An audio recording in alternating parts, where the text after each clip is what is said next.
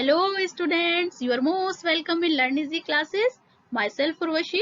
Today we will discuss structure of proteins and it's our fourth lecture of biomolecules. इसके पहले हम तीन lecture previous में discuss कर चुके हैं और अगर आपने मेरे प्रीवियस लेक्चर नहीं देखे हैं देन प्लीज मैंने डिस्क्रिप्शन बॉक्स में लिंक दिया हुआ है, आप चेक कर सकते हैं। और गाइज अगर आपने चैनल को सब्सक्राइब नहीं किया है तो चैनल को सब्सक्राइब कर लीजिए and press the bell icon so that कि आपको मेरे अपकमिंग वीडियोस के नोटिफिकेशन मिल जाए।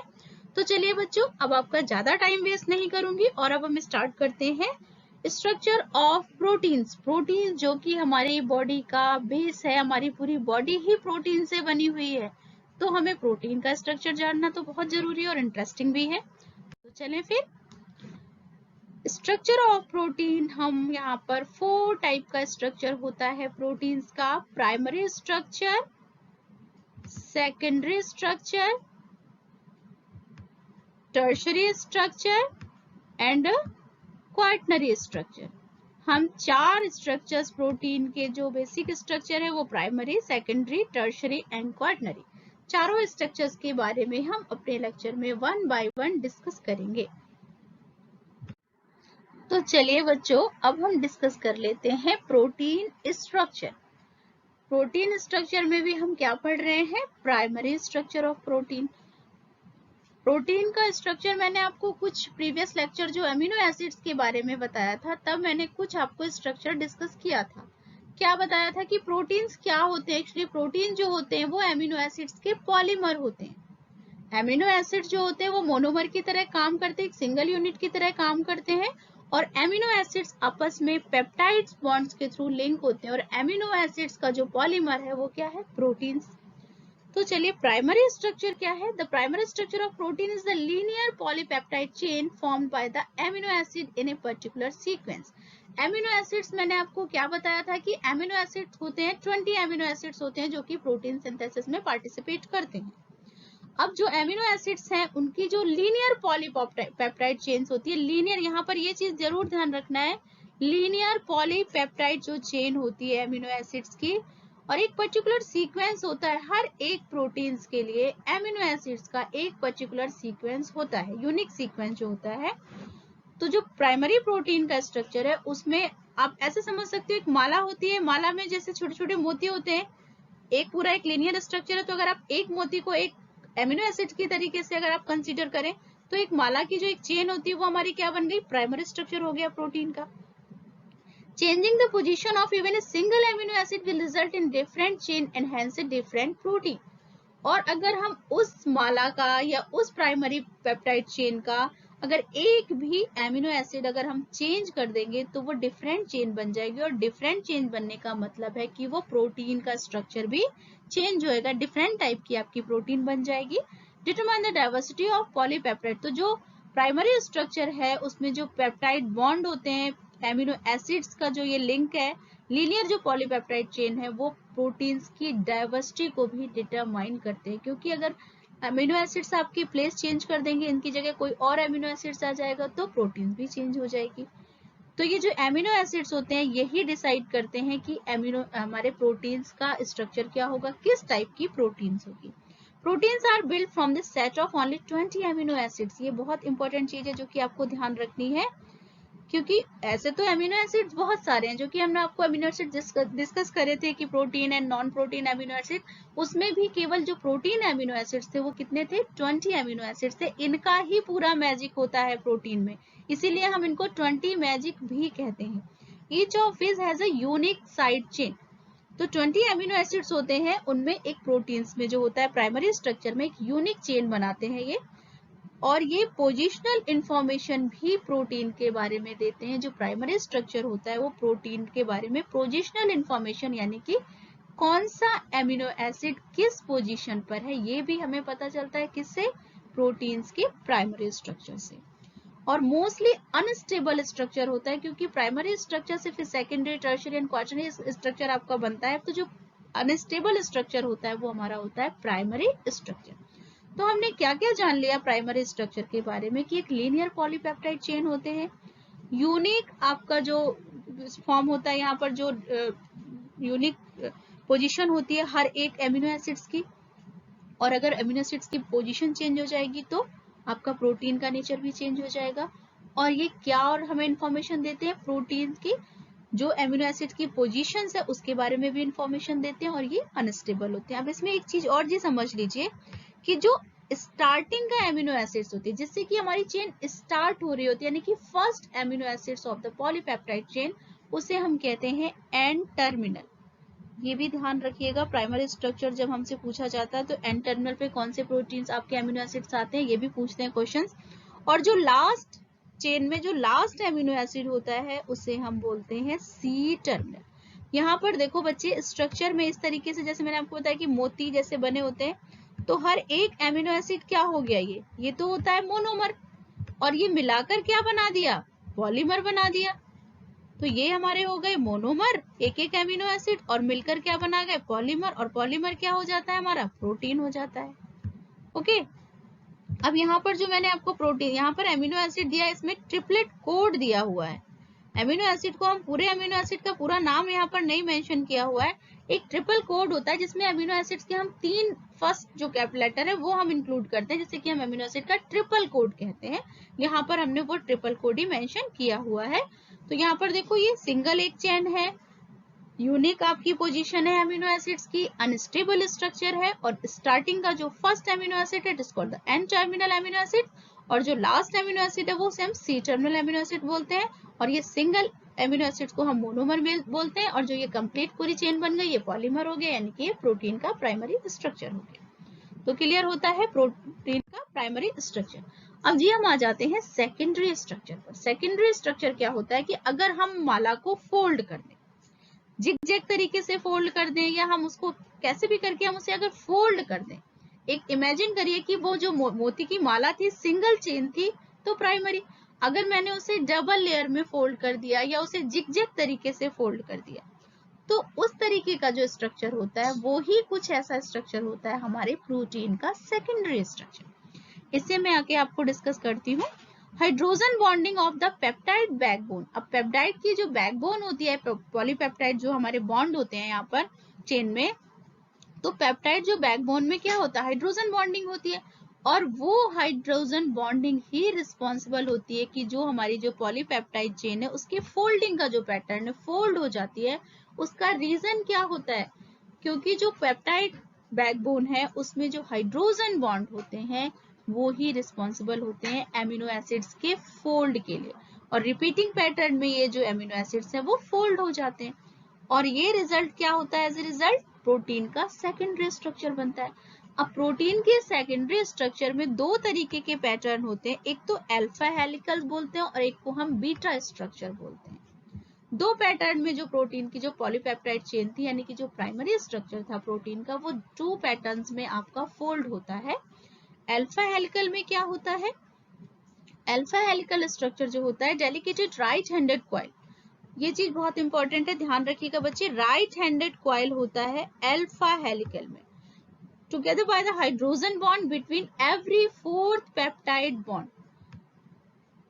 हर एक फोर्थ पेप्टाइड बॉन्ड के बाद फोल्ड यहाँ पर होता है, और राइट हैंडेड आपकी कॉइल होती है, जो भी चेन है हमारी पॉलीमर था, जो प्राइमरी स्ट्रक्चर था प्रोटीन का, वो हर फोर्थ पेप्टाइड चेन के बाद वो फोल्ड हो जाता है, राइट हैंडेड कॉइल बनती है, जस्ट लाइक दिस। ये आप जो देख पा रहे हो, ये जो या फोल्ड देख रहे हो, हर फोर्थ पेप्टाइड बॉन्ड के बाद ये फोर्थ पेप्टाइड बॉन्ड के ये जो आप ये देख रहे हो फोल्ड, ये अल्फा हेलिकल स्ट्रक्चर यहाँ पर ये जो दिख रहा है ये अल्फा हेलिकल स्ट्रक्चर है। दिस वन इज द, ये जो फोल्ड आपको दिख रहा है, और राइट हैंडेड फोल्ड है, ये भी ध्यान से देखिए, राइट हैंडेड फोल्ड है, तो ये क्या हो गया, अल्फा हेलिकल फोल्ड। और ये प्राइमरी का जो जस्ट ये फोल्ड है, ये आपका सेकेंडरी स्ट्रक्चर बनाता है। अदर टाइप का सेकेंडरी स्ट्रक्चर किस टाइप का होता है, बीटा स्ट्रक्चर जो होता है, ये भी फोल्ड है पर डिफरेंट टाइप का फोल्ड होता है ये बीटा स्ट्रक्चर। जैसे कि हम बचपन में बनाते थे, कागज की नाव बनाते थे या सांप बनाते थे, ऐसे पेपर को 1 बाय 1 ऐसे फोल्ड करते जाते हैं, तो किस टाइप का, कुछ कुछ ऐसा स्ट्रक्चर, हम पेपर को लगातार ऐसे फोल्ड करें तो इस टाइप का कुछ स्ट्रक्चर होता है ना, इस टाइप की प्लीट्स बन जाती है, तो बीटा स्ट्रक्चर भी कुछ ऐसा ही होता है। The beta pleated sheet is formed by the hydrogen bonding between 2 और मोर एडजेसेंट पॉलीपेप्टाइड। पॉलीपेप्टाइड के बीच में जो फोल्डिंग होती है। फोल्डिंग तो यहाँ पर भी हो रही थी, बट फोल्डिंग का पैटर्न थोड़ा सा डिफरेंट होता है यहाँ पर। तो पॉलीपेप्टाइड जो हाइड्रोजन बॉन्ड होते हैं उनके बीच में जो चेन होती है जो वो आपकी बीच से फोल्ड हो जाती है। और किस टाइप से फोल्ड होती है, या तो पैरेलल फोल्ड होती है और या तो फिर ये एंटी पैरेलल में फोल्ड होती है। दो तरीके से पॉलीपेप्टाइड चेन है जो वो फोल्ड हो जाती है। और किस तरीके की दिखती है, resembling pleated folds of drapery. Pleated fold जैसे हम देखते हैं प्लेट्स जो हम बनाते हैं इस टाइप से। यहाँ पर देखो स्ट्रक्चर आपको दिख रहा है। इस तरीके से एक पेपर की स्ट्रिप लीजिए और पेपर की स्ट्रिप को हम ऐसे वन बाय वन फोल्ड करते चले जाए तो कुछ उसको ओपन करने पर कुछ इस टाइप का स्ट्रक्चर आपको दिखेगा। और यही स्ट्रक्चर हमारा होता है बीटा स्ट्रक्चर, जो कि प्रोटीन का सेकेंडरी स्ट्रक्चर है। और ये स्ट्रक्चर हमारा केराटिन प्रोटीन, जो हमारी स्किन की केराटिन प्रोटीन होती है उसमें इस टाइप का स्ट्रक्चर होता है। और केराटिन प्रोटीन में जो स्ट्रक्चर होता है वो पैरेलल, यहाँ पर जो पैरेलल स्ट्रक्चर है वो पैरेलल होता है। और जो सिल्क प्रोटीन होती है, फाइब्रिन प्रोटीन सिल्क प्रोटीन होती है, उसमें एंटी पैरेलल टाइप का पैटर्न होता है प्लीट्स का। प्लीट्स का दो तरीके का पैटर्न होगा, या तो पैरेलल होगा या फिर एंटी पैरेलल होगा। तो केराटिन प्रोटीन में पैरेलल पैटर्न होता है, स्किन की जो केराटिन प्रोटीन होती है, और सिल्क प्रोटीन में एंटी पैरेलल पैटर्न होता है। और यहाँ पर जो मैंने आपको बताया था अल्फा हेलिकल, इसका एग्जांपल आपको मैं मेंशन करना भूल गई। Keratin of here in mammals, जो हमारे बाल होते हैं, बालों में जो प्रोटीन होती है केराटिन प्रोटीन। गर्ल्स बहुत सारा केराटिन कराते हैं ना अपने हेयर के लिए, स्मूथनिंग के लिए। हाँ, याद आ गया होगा ना केराटिन नाम। तो केराटिन जो हमारे हेयर्स में प्रोटीन होती है उसका जो सेकेंडरी स्ट्रक्चर होता है वो alpha helical, just like this, इस टाइप का सेकेंडरी स्ट्रक्चर होता है। तो गाइस क्लियर हो गया कि सेकेंडरी स्ट्रक्चर क्या होता है। अब हम टर्शरी स्ट्रक्चर के बारे में समझते हैं कि टर्शरी स्ट्रक्चर क्या होता है। अब सेकेंडरी स्ट्रक्चर में हम और फोल्ड कर दो उसको, जस्ट लाइक और हम ज्यादा जब सेकेंडरी स्ट्रक्चर को फोल्ड कर देते हैं तो वो एक हॉलो वुलन बॉल के जैसे दिखता है, जैसे हमने वुलन की बॉल ऐसे रखी हुई हो उस टाइप का स्ट्रक्चर जो दिखता है वो प्रोटीन का टर्शरी स्ट्रक्चर होता है। इमेजिन आप करिए कि आपने उस मोती की जो माला थी, पहले सिंगल आपने चेन थी तो वो था प्राइमरी स्ट्रक्चर, फिर हमने उसको ऐसे फोल्ड कर दिया, डबल फोल्ड कर दिया, हेलिकल वे में फोल्ड कर दिया तो वो हमारा बन गया सेकेंडरी स्ट्रक्चर। अब हमने उसे और फर्दर फोल्ड कर दिया तो एक बॉल लाइक का स्ट्रक्चर बन गया, this is the tertiary structure. तो further folding of secondary structure and coiling like a hollow woollen ball, तो ये हमारा क्या स्ट्रक्चर बन जाता है, टर्शरी स्ट्रक्चर बन जाता है। The tertiary structure is the final 3 dimensional shape बन जाता है। बॉल किस शेप की होती है, 3 डायमेंशनल शेप की होती है। और ये क्यों बनता है हमारा, ये इस तरीके की कॉइलिंग होती क्यों है, क्यों ये 3 डायमेंशनल शेप में कन्वर्ट हो जाता है प्रोटीन का secondary structure. Because polypeptide chain जो होती है, किसी भी प्रोटीन में क्या होता है, पॉलीपेप्टाइड चेन ही होती है, उसमें attractive and repulsive force of the different R groups and each amino acid, different different जो आर ग्रुप्स होते हैं और जो एमिनो एसिड्स होते हैं उनमें अट्रैक्टिव एंड रिपल्सिव जो फोर्स लगता है उसकी वजह से जो सेकेंडरी स्ट्रक्चर है वो 3 डायमेंशन शेप में कन्वर्ट हो जाता है, जो कि हमें प्रोटीन एक वूलन की बॉल की तरीके से दिखती है, शेप दिखता है, वो प्रोटीन का tertiary structure. This is the coiled structure that is very necessary for the protein function. Protein function के लिए इस टाइप का जो बॉल लाइक स्ट्रक्चर है वो बहुत इंपॉर्टेंट होता है। Interaction between polar, non polar, acidic, basic R group, जब हमने अमीनो एसिड डिस्कस किए थे तो ये सारे टाइप्स हमने डिस्कस किए थे, क्लासिफिकेशन जब अमीनो एसिड्स का हमने डिस्कस किया था। तो इस तरीके के जो अमीनो एसिड ग्रुप होते हैं, पोलर होते हैं, नॉन पोलर, एसिडिक, बेसिक जो ग्रुप होते हैं पॉलीपेप्टाइड चेन में, तो ये एक 3 डायमेंशनल टर्शरी स्ट्रक्चर क्रिएट कर लेते हैं। अगर हम हीमोग्लोबिन की बात करें, ह्यूमन ब्लड में क्या होता है, हीमोग्लोबिन प्रोटीन होती है, बहुत इंपॉर्टेंट है हीमोग्लोबिन प्रोटीन, जो कि ऑक्सीजन को बाइंड करती है, ऑक्सीजन को कैरी करने में हेल्प करती है। इसमें 4 सब यूनिट होती है हीमोग्लोबिन में, 2 तो अल्फा हेलिकल होते हैं और इसमें और 2 बीटा हेलिकल होते हैं हमारे हीमोग्लोबिन में।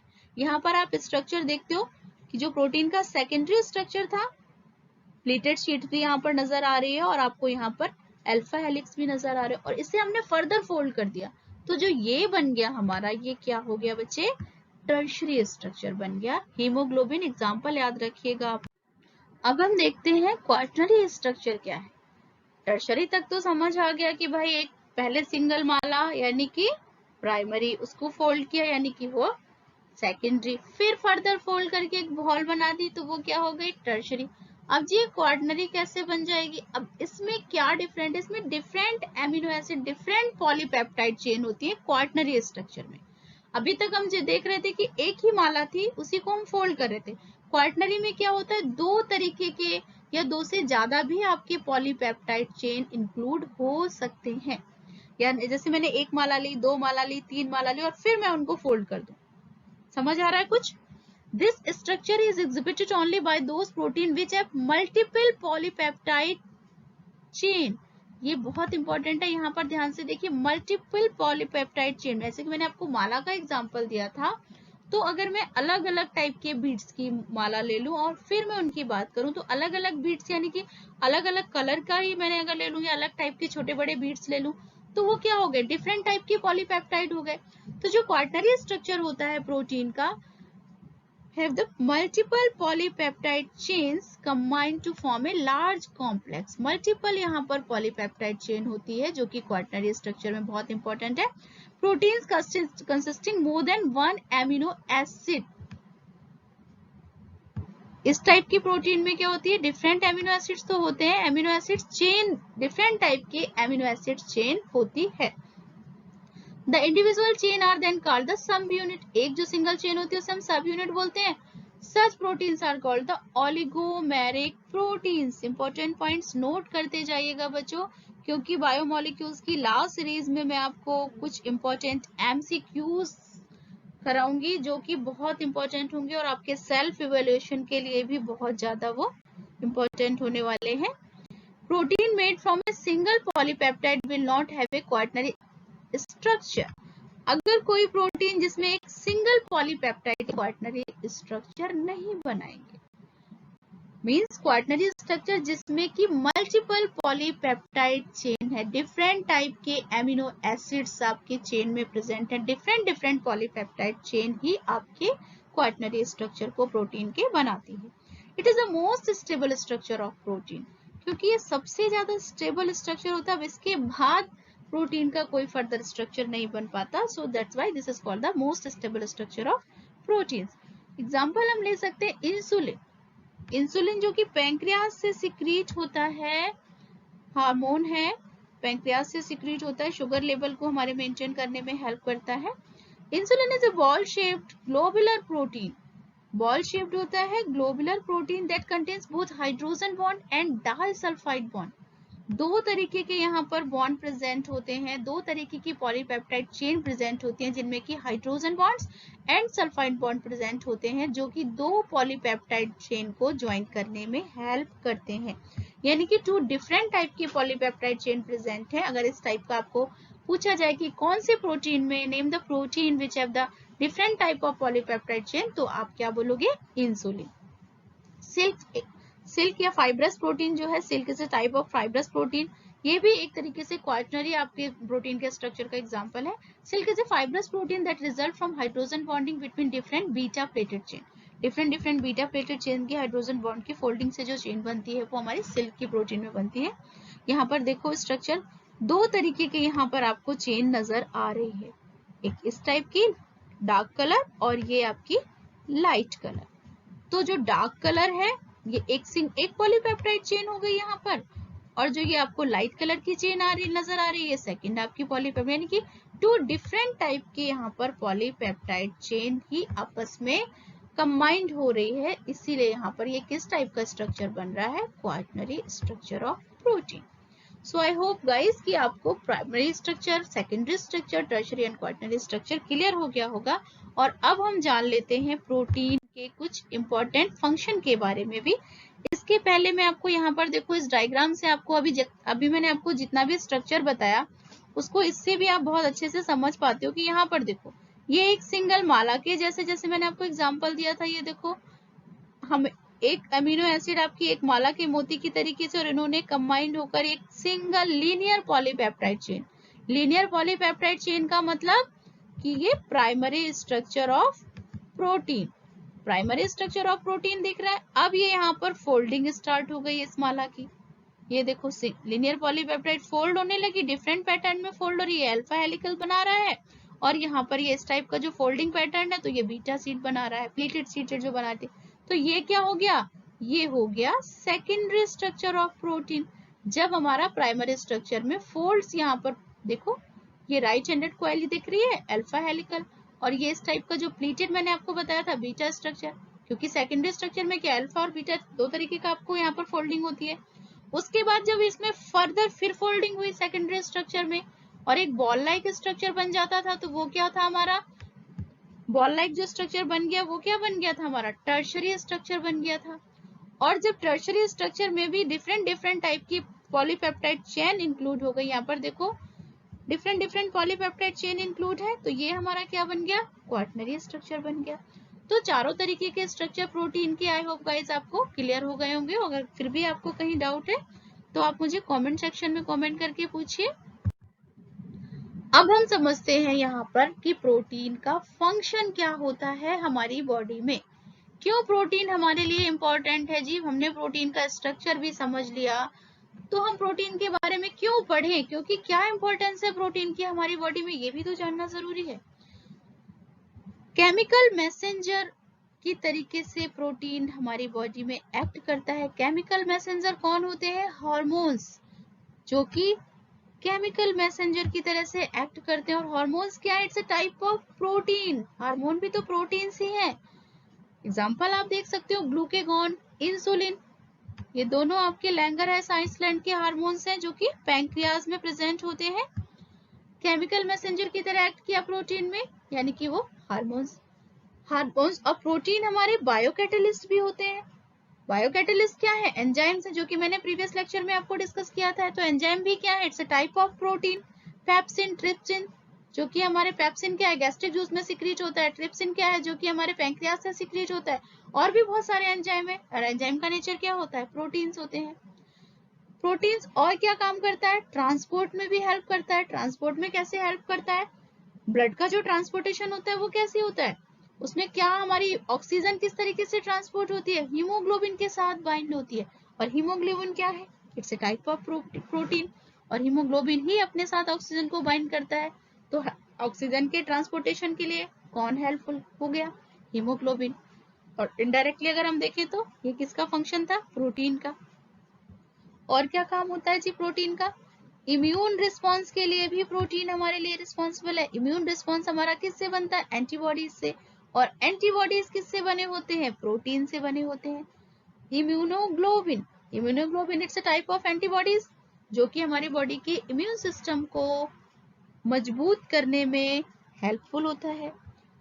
Regulation of fluid and acid base balance, अब प्रोटीन का ये भी फंक्शन है कि हमारी बॉडी में जो फ्लूइड का रेगुलेशन होता है और एसिड बेस का जो बैलेंस बनाने का काम करता है वो भी प्रोटीन करती है। प्लाज्मा प्रोटीन हो गई, एल्बुमिन प्रोटीन हो गई, ये सब क्या काम करते हैं, फ्लूइड को रेगुलेट करना और एसिड बेस का जो बैलेंस है वो मेंटेन करने का काम करता है। तो प्रोटीन कितनी इंपॉर्टेंट है, कितने यहाँ पर हमने इंपॉर्टेंस, यहाँ पर फंक्शन देखिए, इंपॉर्टेंट फंक्शन देखिए जो कि प्रोटीन्स के हैं। और इसलिए अगर प्रोटीन ना हो तो क्या होगा, ये सारे फंक्शन कैसे परफॉर्म होंगे और हमारी लाइफ भी कैसे चलेगी। और क्या फंक्शन होता है प्रोटीन का, जब हम बचपन में पढ़ते थे protein as a nutrients of food component, तो हम क्या पढ़ते थे प्रोटीन का, हमने प्रीवियस क्लासेस में, अर्लियर क्लासेस में पढ़ा है कि protein act as a building block.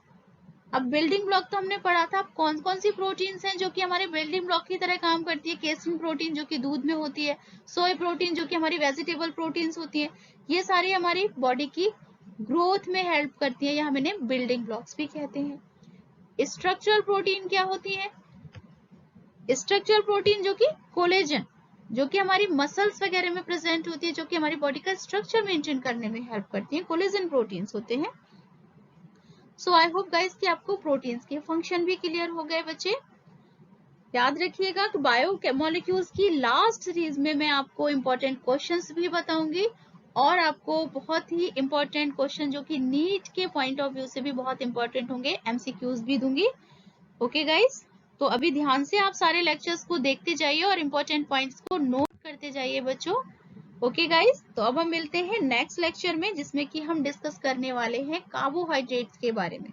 तो मिस मत करिएगा बच्चों नेक्स्ट लेक्चर 5, जिसमें कि हम कार्बोहाइड्रेट पढ़ेंगे। Till then bye bye.